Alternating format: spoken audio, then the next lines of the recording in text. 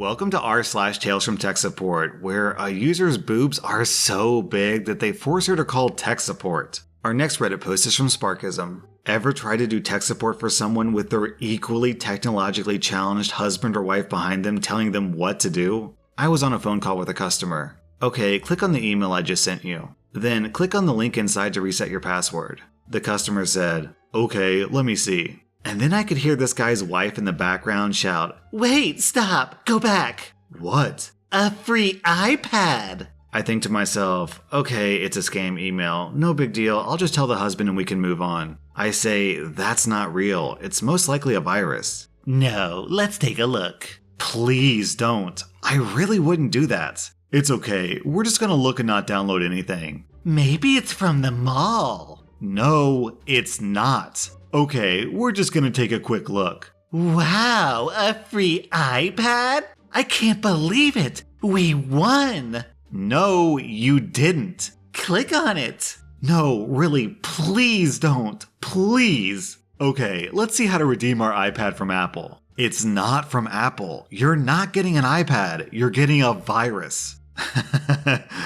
15 seconds later, I hear the "Your computer has a virus" message playing from their speaker. Our computer just got a virus. Can you fix this? Can you remote in and fix this? No. I can't believe people would do that. And I can't believe people still fall for it. Cue 2 hours of babystepping them through running malware bytes because we aren't allowed to hang up on stupid people. I'm gonna read this comment from user Undecided. You can lead a horse to water, and sometimes you just gotta drown that mother effer. Our next Reddit post is from the Shire. I love IT. We got a ticket this morning about the company's bookkeeper not being able to access the shared drives on the network without connecting to the VPN. Having set up quite a few people from this company for working from home, I assumed the bookkeeper was off-site and trying to connect in. The email chain is roughly as follows. I asked, is the bookkeeper working from home or is she on-site? If she's working from home, she will need to be connected to the VPN anytime she needs to access any network resources at the office. Unfortunately, there's no way around that. Is she having trouble with the VPN? The company contact says, she's not working from home. She's in the office and working on the desktop PC in her office and still needs to connect to the VPN in order to access the shared drives. Does her desktop have a network cable plugged in, or is she accessing the network wirelessly? It's possible she may be connecting to the wrong network. She's not connected with a network cable. We have to use the Wi-Fi hotspot on her phone to connect her to the internet so she can VPN into the office network to access the shared drives. I have a network cable we can try if you think that'll help. Yes, please plug in her computer with the network cable to the wall jack that should be located on the wall next to her desk. Let me know if that fixes it. It worked! All we did was plug it in and it reconnected to the office network. Whatever you did remotely before we plugged it in worked. Glad to help. If I may ask, was her computer connected to the office network with a network cable before? Did it get unplugged somehow, or was it removed for some reason? It was connected before she left. We took the network cable out of her office when she came back because she'd been working off of a wireless network at home and we didn't want to confuse the server. Well, I'm glad it's working now. Have a great day. Our next Reddit post is from rHunter. I think this one is from the year 2000, back when most of the copiers we serviced were still analog and had actual buttons for all the different features. We got a call from a church saying that their copier was malfunctioning when they tried to use it. It would duplicate copies or zoom in when none of that was selected, or other random stuff as well. When dispatched to a call, our standard troubleshooting procedure was to ask the person who had the issue exactly what happened when they used the machine, and then try to get the same error and issue and go from there. When I arrived at the church, only the pastor was there, and he told me the secretary was the one having issues. He explained basically the same thing from the call. Random things were happening when the secretary used the copier, but he hadn't had any issues. I gave the copier a once over, checked to make sure all the features were working properly, checked the main wear and tear sections, gave it a quick cleanup, and couldn't find anything wrong with it. I showed the pastor it was working the way it was supposed to, and closed the call. The next day, we get a call back for the exact same thing. Again, I headed out to the church to be greeted by only the pastor. I had a repeat of yesterday.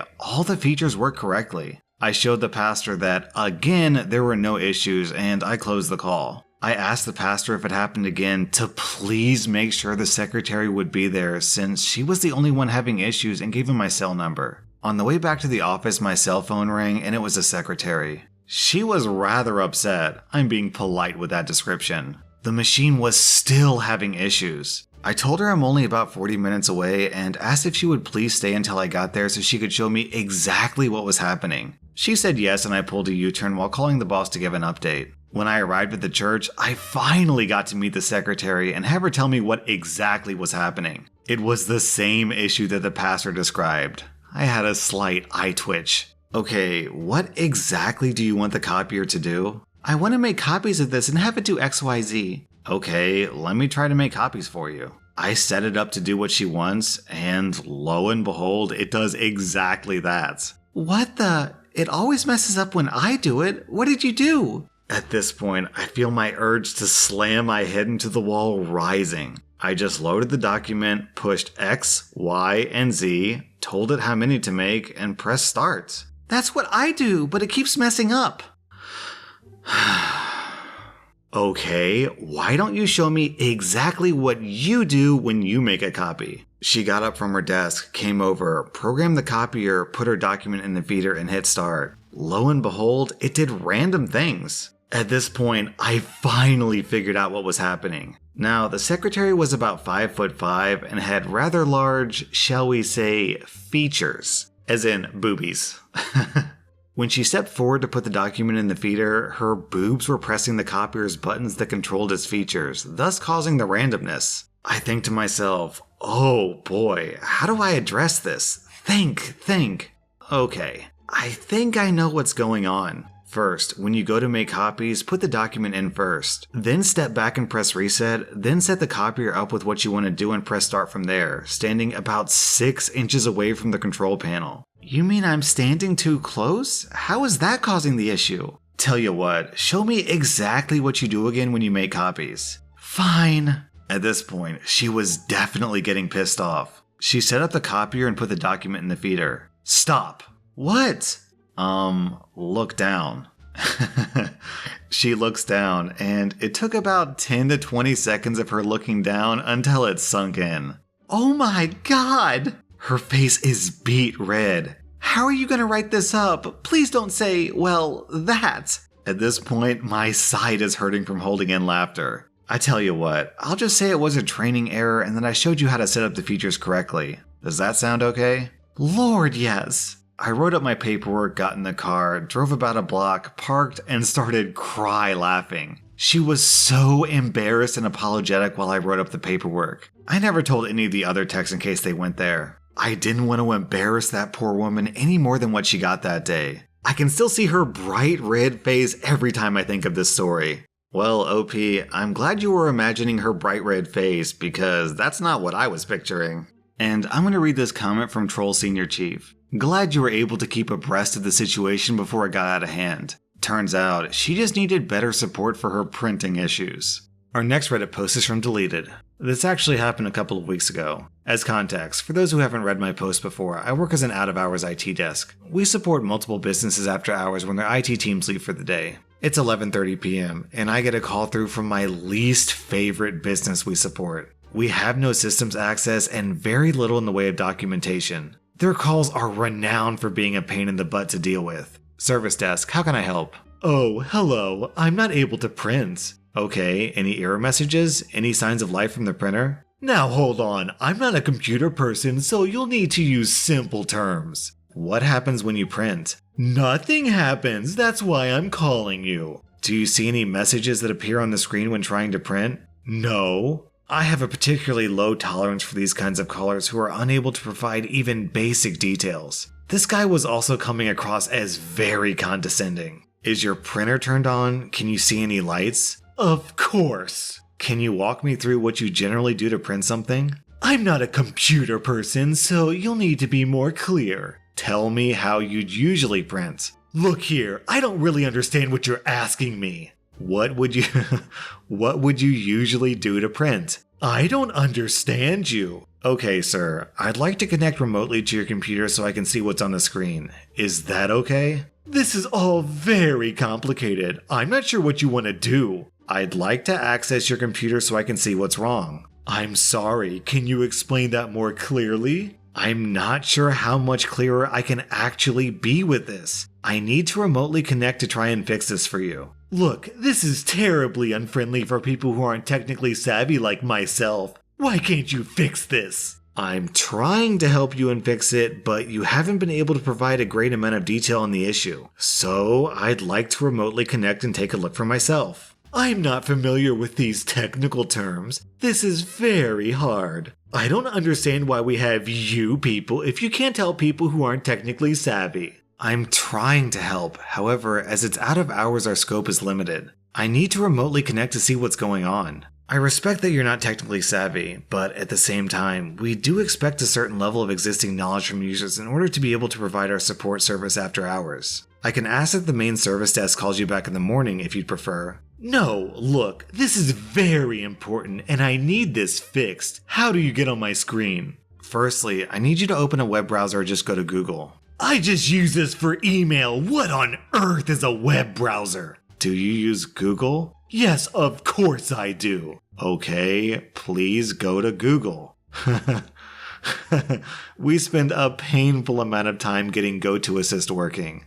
Thank you, I'm now connected. I'm going to take a look at the printer setup now. I see the printer is reporting not connected. Can you check to make sure it's plugged in, please? I googled the model number, and this is an old Epson printer, USB only. At this point, I've had enough of this caller's ineptness. But I don't know how. I'm sorry, I really can't help you with this part. You're the one physically located with the computer and the printer. Go to the printer and make sure any wires coming from it are plugged into the PC. Okay. Several minutes later, I hear the unmistakable sound of a device being connected in Windows. Okay, the printer is now showing as connected, so it looks like the plug was disconnected. Please try printing again. The user navigates to Outlook, opens an email about discounted camping products, and proceeds to print it off. I can hear the printer in the background, so it looks like we're good now. Yes, it's working, but you didn't help me at all. Click. This user was such a pain in the butt. He also left GoToAssist running in the background, so I spent the next half an hour inconspicuously moving his mouse each time he tried to click something before I got bored and disconnected. The only thing that would have made this excellent story even better is if he called you back complaining about his mouse wiggling. Our next Reddit post is from Nagel. So I had to walk a client through setting up a printer over the phone, which required her to set an IP address to the printer. Also, she's not tech smart at all. Okay, do you have a USB cable? Sometimes they come with the printer. No, I'm looking in the box now. There's no USB cable, only the printer and power. So it needs to be networked. Great. I walk her through getting the printer on our network. Okay, do you see a place to enter 4 numbers? Yep, it's right here. Okay, the number is 192.168.0.3. Okay, I put in 19,216,803. What's the second number? No, let's start over. The first number is 192. The second is 168. Third is 0, and fourth is 3. Okay, so 192.168.03? No, the third number is just 0. The fourth is 3. So 0.0.0.3? No, 192.168.0.3. But what about the 0? What about it? Shouldn't it be a number? 0 is a number. Look, this is too complex for me. Can't we just use the cable it came with? In my head, I'm screaming, why didn't you tell me you had a cable? You said you just had the printer and power cable. Yes, we can use the cable. That was r/Talesfromtechsupport, and if you like this content, then check out my Patreon where I publish extra videos. Also, hit that subscribe button because I put out new Reddit posts every single day.